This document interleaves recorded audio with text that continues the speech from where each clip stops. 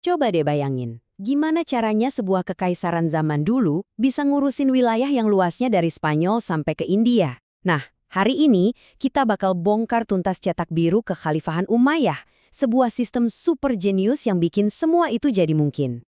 Anggap aja gini, kamu itu CEO perusahaan raksasa multinasional, tapi tanpa email, tanpa telepon, tanpa internet.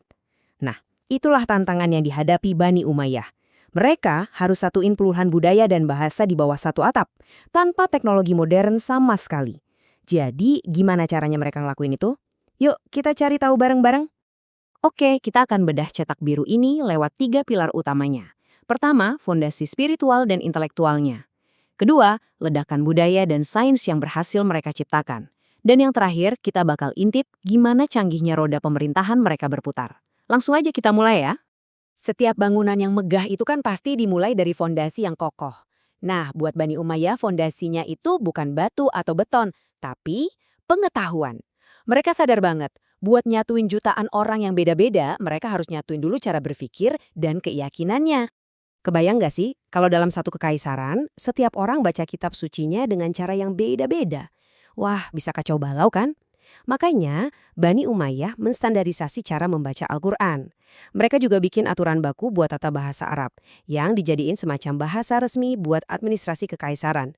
Ini tuh ibaratnya kayak bikin satu sistem operasi yang sama buat semua komputer di jaringan raksasa mereka. Kalau zaman sekarang kita pusing sama hoaks, ternyata Bani Umayyah udah ngadepin masalah serupa ribuan tahun lalu, yaitu munculnya hadis-hadis palsu. Makanya, Khalifah Umar bin Abdul Aziz langsung luncurin proyek raksasa, namanya Tadwinul Hadis. Tujuannya buat verifikasi dan bukukan ajaran-ajaran Nabi yang asli. Ini tuh upaya kolosal buat ngelawan disinformasi di zaman itu. Nah, setelah fondasi intelektualnya kuat, sekarang saatnya membangun sesuatu yang bisa dilihat langsung oleh mata. Di fase inilah kekhalifahan Umayyah mulai nunjukin kekuatan dan kemakmuran mereka lewat bangunan-bangunan megah dan terobosan sains yang mengubah dunia. Di Yerusalem, kota suci bagi 3 agama besar, Khalifah Abdul Malik bin Marwan membangun Masjidil Aqsa. Dan ini bukan sekedar tempat ibadah loh, ini tuh sebuah pesan, sebuah deklarasi bahwa kekhalifahan Umayyah udah datang dan bakal ada di sana, menancapkan jejak mereka di salah satu kota paling penting di dunia. Nggak jauh dari sana, khalifah yang sama juga membangun Kubah As-Sakra. Dengan kubah emasnya yang super ikonik, bangunan ini dirancang buat bikin siapapun yang lihat jadi takjub. Ini mahakarya arsitektur yang sengaja dibuat buat menandingi kemegahan gereja-gereja di kota itu. Seolah-olah bilang kalau peradaban baru ini juga bisa bikin karya yang sama indahnya, atau bahkan lebih. Oke, lupakan dulu arsitektur yang megah. Salah satu inovasi paling luar biasa dari Bani Umayyah itu justru di bidang kesehatan. Mereka mendirikan sekolah kedokteran, dan yang lebih gila lagi, mereka bikin sistem jaminan kesehatan universal.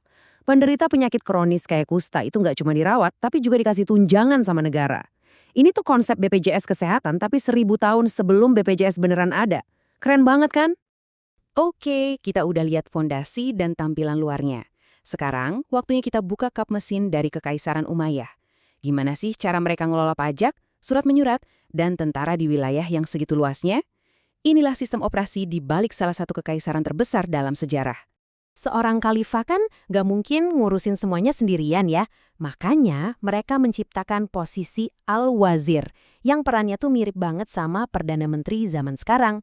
Wazir pertama, Zaid bin Abihi, itu jadi otaknya banyak kebijakan di awal-awal pemerintahan, yang ngebuktiin betapa krusialnya peran ini. Coba deh lihat struktur ini. Ini bukan sekadar daftar departemen biasa, ini cerminan pemerintahan modern. Mereka punya Kementerian Keuangan atau Diwan Al-Kharaj, Kementerian Luar Negeri atau Diwan Ar-Rasail, bahkan semacam Arsip Nasional atau Diwan Al-Khatim buat mastiin tiap dokumen resmi itu disegel dan disimpan dengan aman. Ini nunjukin tingkat organisasi yang udah maju banget. Terus, uang buat jalanin semua ini datangnya dari mana? Nah, seperti negara modern, Bani Umayyah nggak bergantung cuma pada satu sumber pendapatan.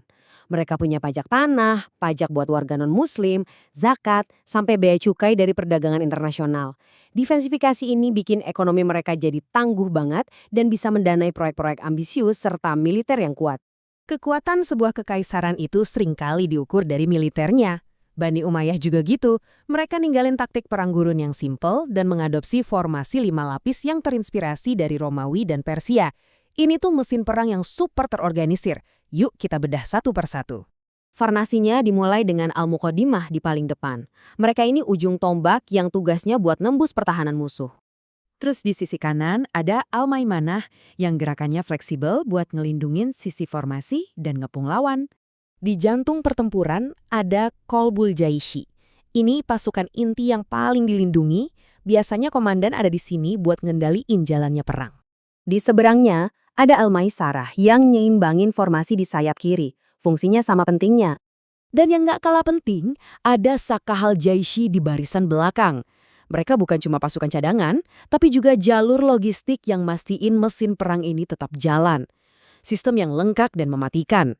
Nah, mungkin ini inovasi terbesar mereka di bidang pemerintahan. Jauh sebelum Montesquieu terkenal dengan idenya, Bani Umayyah ternyata udah menerapkan pemisahan kekuasaan.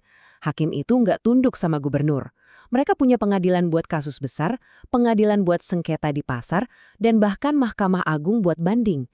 Ini mastiin nggak ada seorang pun, bahkan pejabat tinggi yang kebal hukum. Jadi, kita udah lihat sebuah cetak biru yang luar biasa. Dari standarisasi pengetahuan, jaminan kesehatan universal, birokrasi modern, sampai pemisahan kekuasaan. Banyak banget kan dari ide-ide ini yang rasanya akrab banget di telinga kita?